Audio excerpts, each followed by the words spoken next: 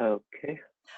So good morning, everyone. Today, Chen Wang, our summer intern who works with Mark Sneer during the year at UFI, will present his work on tuning HACC application with HDF5.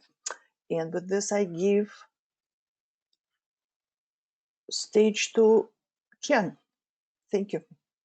Thanks, Alina. So yeah, I'm a summer intern for the HDF group, and I'm been working with Elena on study the ECP, the error patterns of ECP applications. In particular, we are focused most of the time on the HACC-IO benchmark, actually. So in this talk, I've give some of those results we've been observed from tuning the HACC-IO benchmark. So this benchmark actually I wrote myself. The code is adapted from Scott's code actually. So this benchmark is pretty simple. It simply writes 9 variables, Chen, and all 9 variables have the. Chen, just a second. I see blank screen. Does everyone also see blank screen? Yes, yeah. Blank screen. Yeah. Okay. Yeah. Okay. Now it's okay. But when I go full screen, it's blinking. A blank. It's white. There's nothing there. Okay, let's try again. It's white. Yeah. Okay, let me try. Yeah, just save it as the PDF and try that.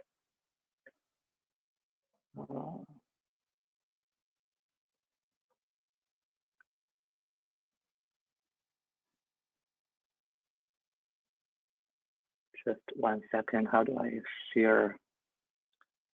How can you see my screen now? Right. Right. Yeah. Yeah, we see your screen. Mm-hmm.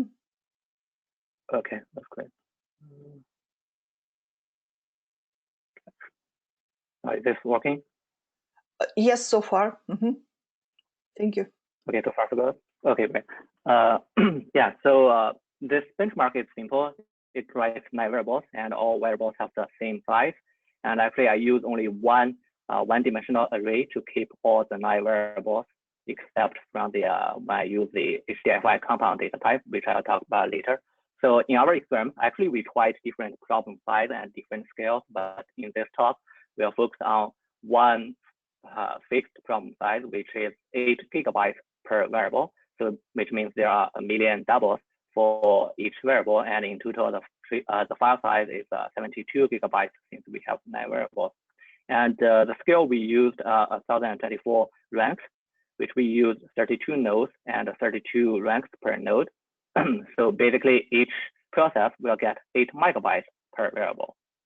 So this problem size is fixed, and also the scale is fixed. So that's just to narrow down the analysis.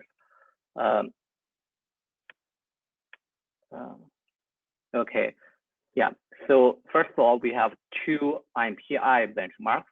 We call it IMPI interleaved, IMPI contiguous. This interleaved and contiguous means the access patterns.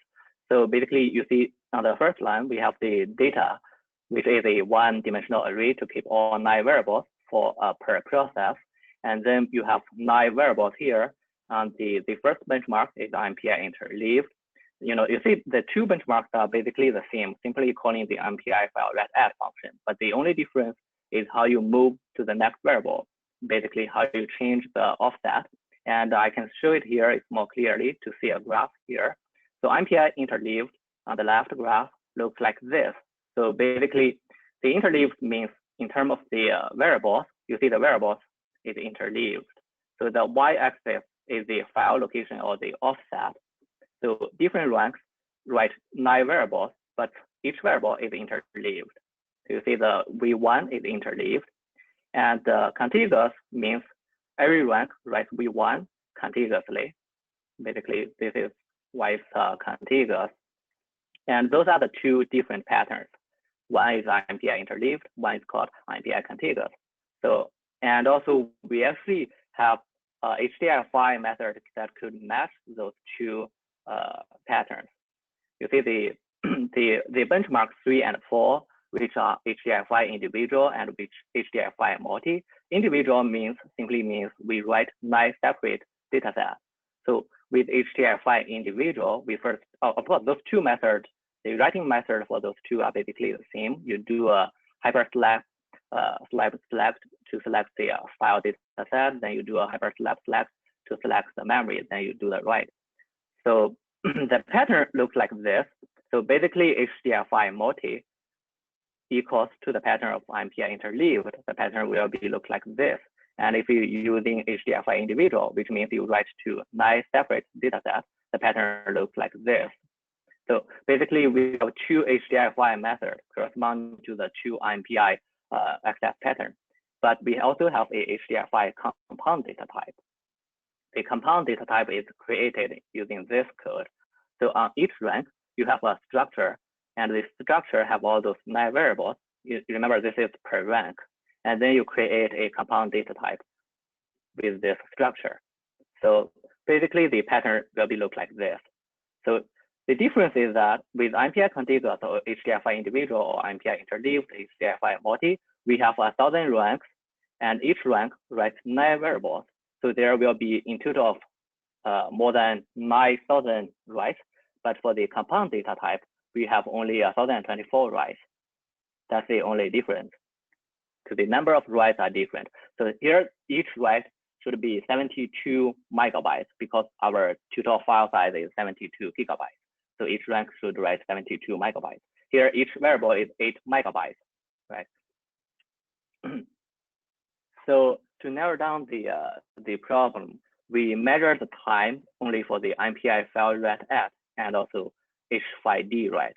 In the IMPI version, we measure only the time for IMPI file write at, but in the HDF5 version, we measure only the H5D write.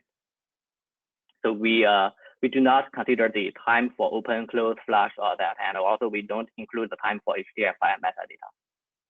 So basically the timing code for HDFI looks something like this. We have a for loop to open or set all the mem space ID, file space ID, then we do the write. So we only measure the time here for the H5D, right? Then we close all the resources. And for the IMPI code is similar. We only measure the time for IMPI file write at. If it's a collective, then it's file write at all. And we only measure the time for that. We don't include the time for open, close, and flush. So remember, we have in total 5 benchmarks, 3 access patterns. We have 2 HDFI methods that can match the 2 IMPI implementations. The access patterns are the same. And we also have the extra access pattern from HDFI compound type. So in total, we have 5 benchmarks, 3 access patterns.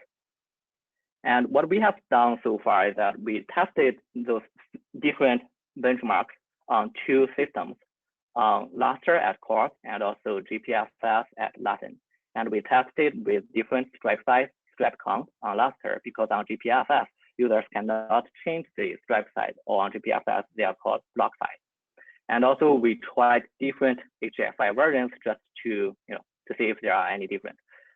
And also we tried different optimizations. We tried alignment. We tried different metadata block size, etc. So we test all those 5 data types. All those 5 access patterns, 3 access patterns. So the conclusion is that currently, the current version of HDFI actually doesn't have a way to match the IMPI interleaved access pattern. The HDFI multi is under development. It's not available to public. So yeah, we don't have a way to match IMPI interleaved. And also, actually, in our experiments, collective I/O doesn't help the performance because our request size is already quite big. It's 8 megabytes. So it's already pretty big. The collective I/O doesn't help anymore. The overhead of aggregation is too high. And on GPFS, we found that IMPI interleaved, or when you're using HDFI multi, gives you the best performance. But on Lustre, IMPI contiguous pattern or HDFI 9 data set pattern gives you the better performance. And the main reason for that is that on Lustre, we actually can change the stripe size. When using a larger stripe size, IMPI contiguous is better. But when you use a smaller stripe size, IMPI interleaved is better. However, on GPFS, the stripe size is 32 megabytes, and you cannot change that. So that's why IMPI interleaved is better on GPFS. That's why we see the similar result from Corey.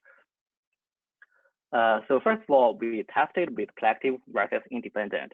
So basically, when the collective I/O also, the pattern of the collective I/O also depend on the stripe size. the larger the stripe size, the larger the write.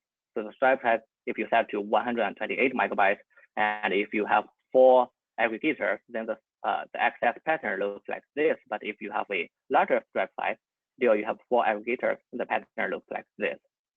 So in our case, again, the collective I/O doesn't help the performance because 8 megabytes is already able to hide the disk seek time, and the overhead of aggregation is too much.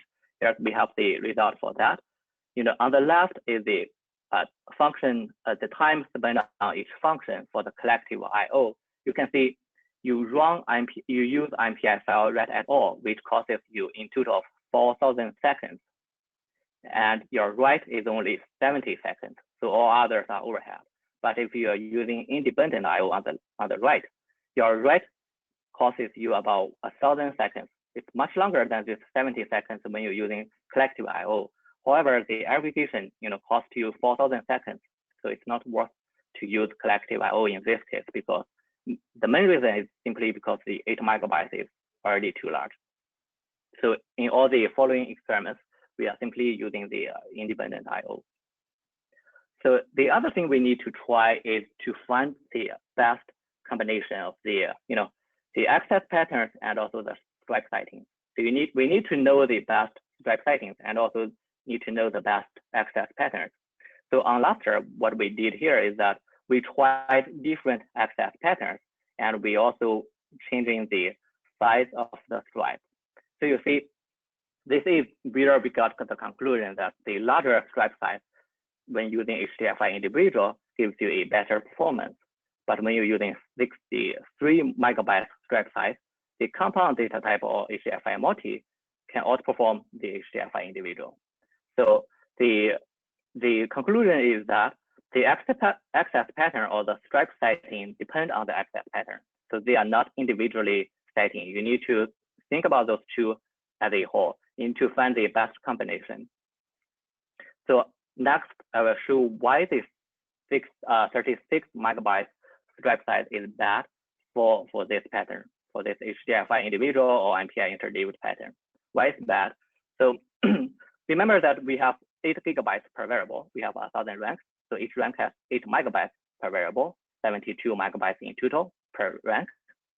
So let's say there's 9 variables, 72 megabytes in total. If you set the stripe size to 36 megabytes, so the first few variables goes to OST1, the object storage target 1. Then the next few variables goes to OST2, sorry. Then what about this V1 then? This V1 goes to OST3, correct? So basically, as a first step, 1,000 ranks write V1 concurrently. But this V1 goes to OST1, this V1 goes to OST3, then the next V1 goes to OST5, which means we only use a half of OSTs available. So we are not using all available OSTs. We are only using a half. So that's why this 36 megabytes is bad for this pattern. So the conclusion is that when you decided you want to use this pattern or your code, you cannot change your code, then you better set a better stripe size for this. 36 megabytes is not good for this. A better stripe size you could imagine is 72 or 128. That would be good. But this 36 is certainly bad. And let's see what makes things worse.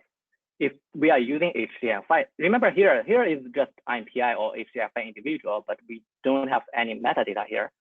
When we're using HDFI, actually, we have a 2 kilobyte header, although you can change this to kilobytes, but by default, there is a 2 kilobyte header. This could make things much worse.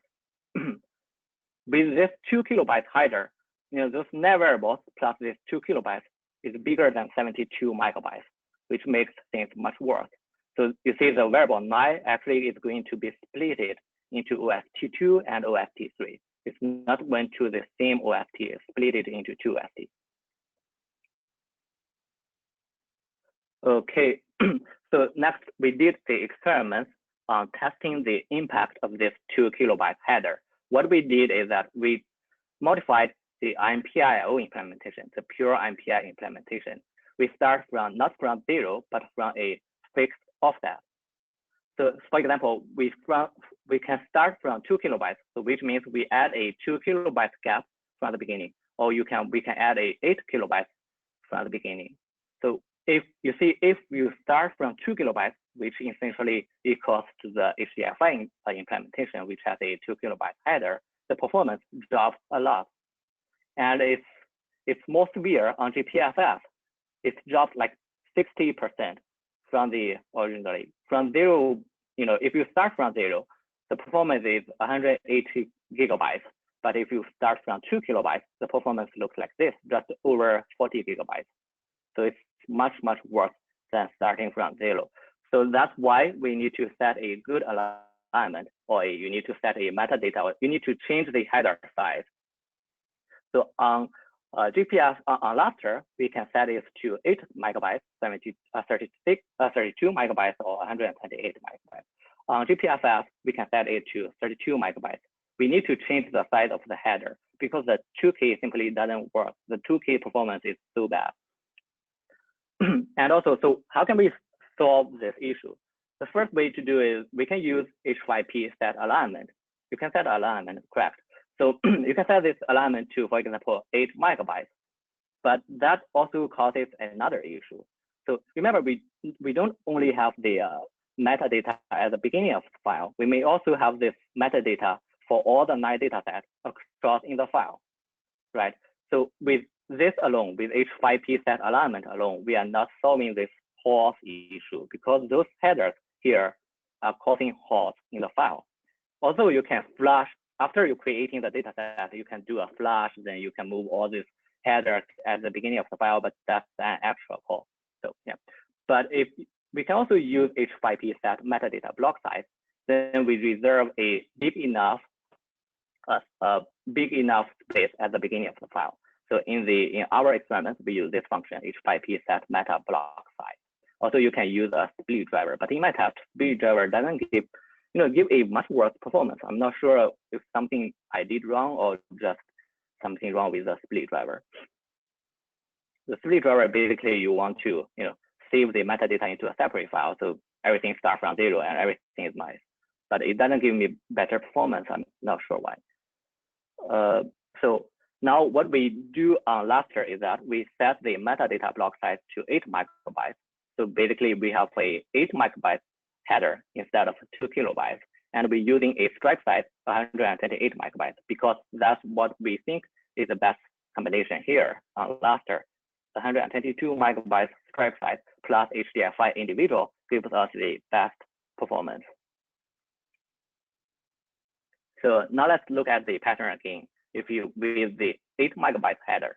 So with 8 megabytes header, look at the HDFI individual pattern, so 9 data set pattern. So you see all those V1 from the first 15 ranks plus this 8 megabytes header goes to OST1, and they are writing contiguously. Everything is nice. And the next 16 ranks will go to the OST2. Everything is good.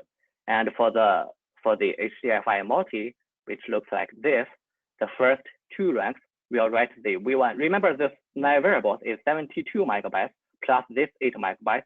So the first 10, actually you can consider 10 variables here, it's 80 megabytes, then plus a few variables here goes to OST1. But remember that we can only start writing V2 after we finished writing V1 because the writing operation is blocking here. So the first V1 goes to OST1, but they are not contiguous.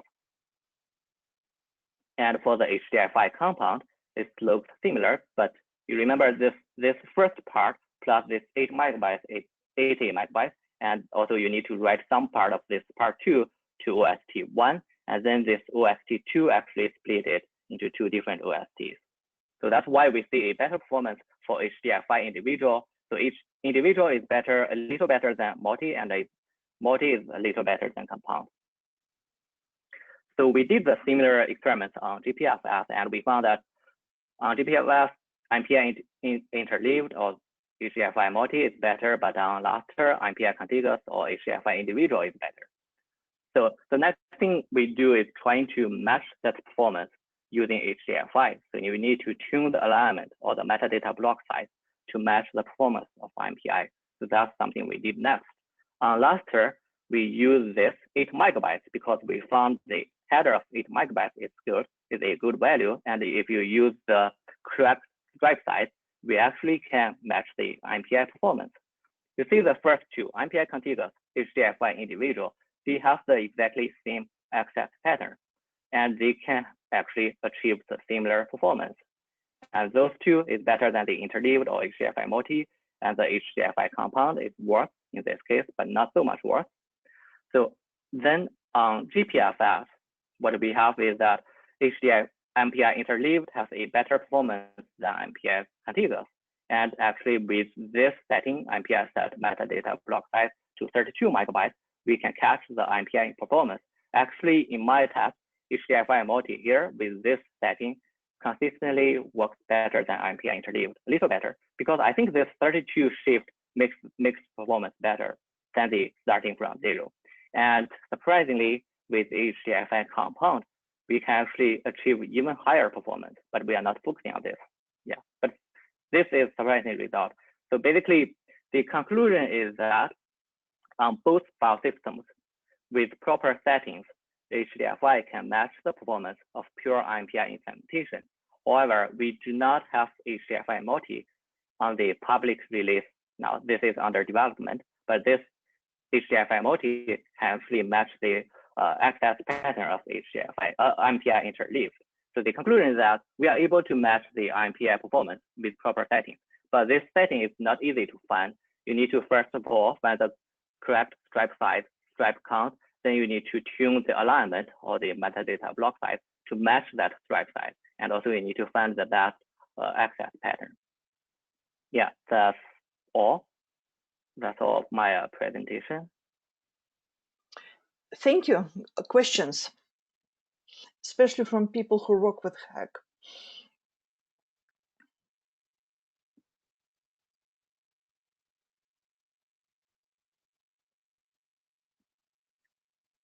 Student, go ahead. I'm here. Yeah. Thanks for a good presentation. Good work. So one thing is it possible to come up with an analytical model than an empirical model to estimate how much performance you would get with and how to set the striping for a given access pattern? Yeah, that would be good actually. Given a fixed problem size, I think it's possible to get that if you know the stripes. If you know the hardware configuration of the underlying file system, for example, the Lustre, we are able to change stripe size. And if we know how many OSTs are there, and also we know the block size, I think we actually can do that. But I never thought about that. But I think it's doable, really doable. If you know, because you need to, first of all, you need to fix your problem size. You know the right size, request size of each run. So I think it's possible to get a optimal or close to optimal settings for the Lustre. I think it's doable. I think that would be good. We tried a little bit with Babak when he was here, but we kind of moved on to automatically tuning that because there is too much variability on the file system. Yeah. So one thing you may have to come up with, maybe a complicated thing, is that one, based on the knowledge of the access pattern and the hardware and settings, then you have to count the variability on the file system as a separate thing and then come up with a different model. Yeah. So that would, I think that.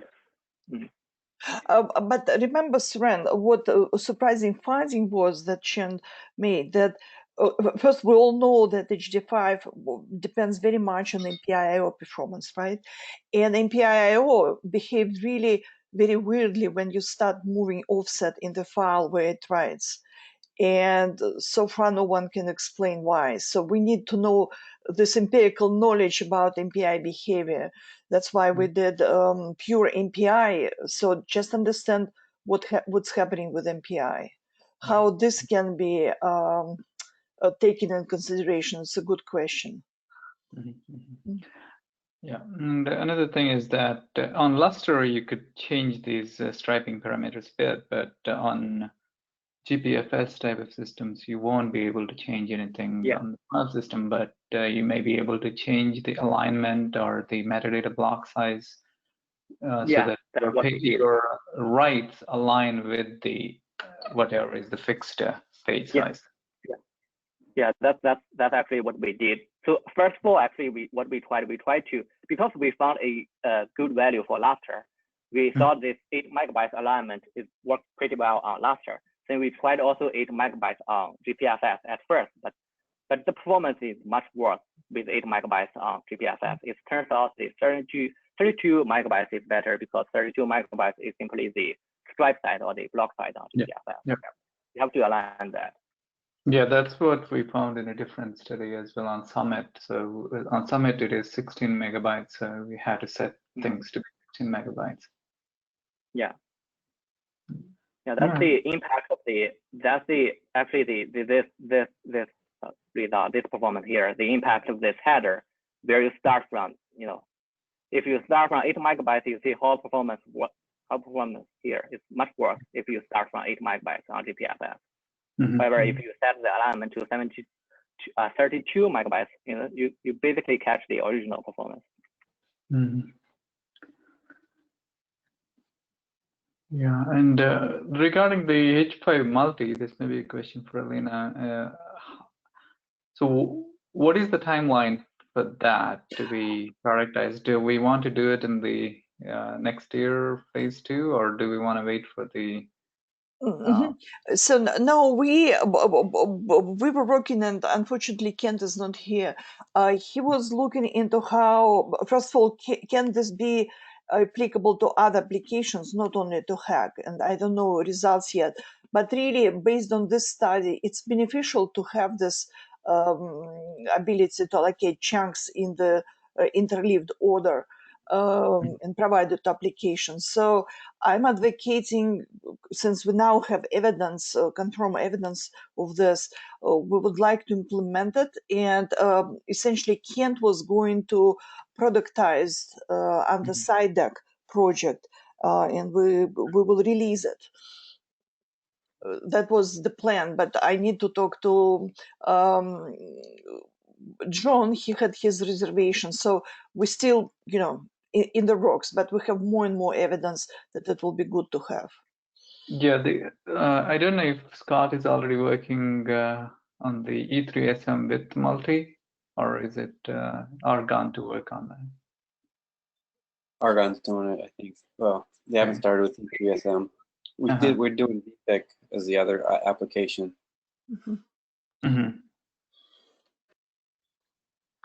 Is VPIC similar? So VPIC is not interleaved, right? It is just a right. I mean, unless it is the field, and field data is also not interleaved. It is just a simple 1D or 2D patterns and individual data sets. But would multi help there? We have multiple data sets. I don't know. I don't know if it helps yet. Oh, Scott, I thought you told me that each rank has part of the variable for VPIC too. So it's similar how variables are spread among ranks. Yeah. So in the VPIC's case, variables are spread in memory, but not in storage, though. In storage, each variable goes into one single contiguous data set. Right. Each processing rate's part of that. And if multi helps, then to application, storage will look like it has 9 or whatever individual data sets, because HDF5 library does it for you, presenting it. But allocation of the space is done in an interleaved manner to achieve good performance. That's what Kent was checking. And he was doing it on Core, but he's on vacation right now, so we do not know results yet. So, John, let me ask you.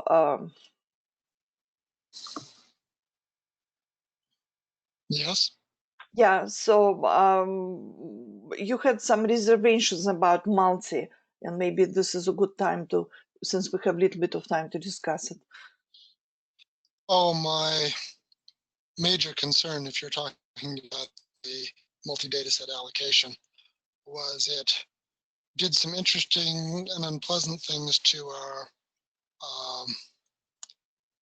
interface, and that if we wanted to implement something like that, it perhaps made more sense to do some sort of a column-based storage, which would give us the same net effect for about the same cost, and also add in the column storage. That was my argument.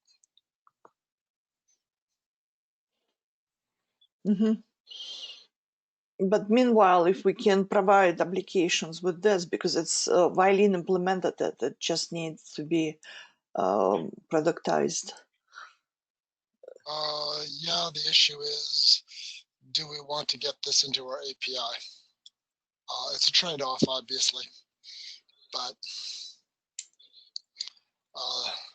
if I recall correctly, and I haven't looked at it for a while, we really didn't have a nice API on that. So bottom line, we will need to review and make hard decisions here. But code is, we're trying to do more experimentation and get more information how it benefits applications. Because first it was like, we do not know, it's really, but now when we really can match performance of HACC, once again, those experiments, we will need to rerun it and maybe run not just with benchmarks, but real with kernel now when we know parameters just to confirm. Then, yeah, decide. But bottom line, it was good to see that it's hard, but we HDF5 can perform well. That was very rewarding. So I'm wondering what effect compression would have as well. Oh? I'm wondering what effect compression might have if you're writing compressed data sets. That was actually one of the other arguments for going with column-based storage, as trying to do the multi-data set space allocation with compression does really strange things to our normal code flow, as we, in essence, have to look at the set of data sets, go through, figure out the size of all the particular chunks for all of those data sets, then go back and do the allocation, and then go do the recap, which would be particularly interesting. Whereas if we do it with column-based storage, it should be much easier. John, but isn't it our opportunity to improve the flow? The issue is that instead of viewing the write for a data set as a more or less atomic operation, we need to break it in the middle, and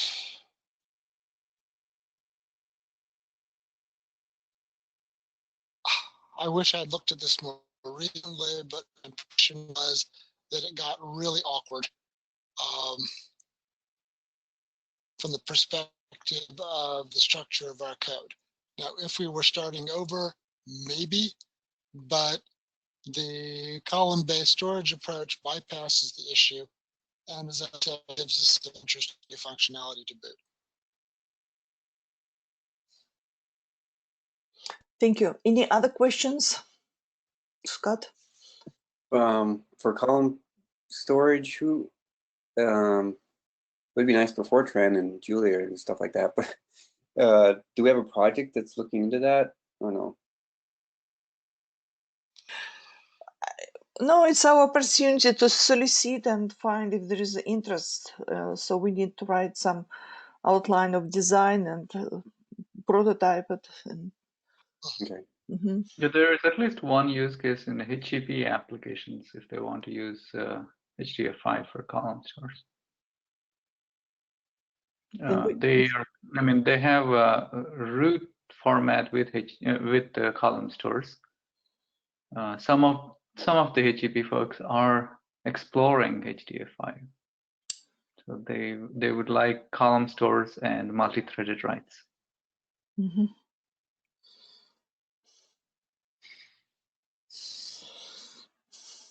So it's root people. Yeah. Mm-hmm. Yeah. Okay, thank you. So any other questions? Okay, then I would like to thank Chen. He did enormous amount of work. He will now be writing white paper to summarize all experiments and findings, and also organizing code in GitHub so we can always continue the study and add more to this. So with this, if there are any other questions, let's adjourn. Thank you. Sounds good. Thank you. Thanks. Thank you. Bye-bye. Bye-bye.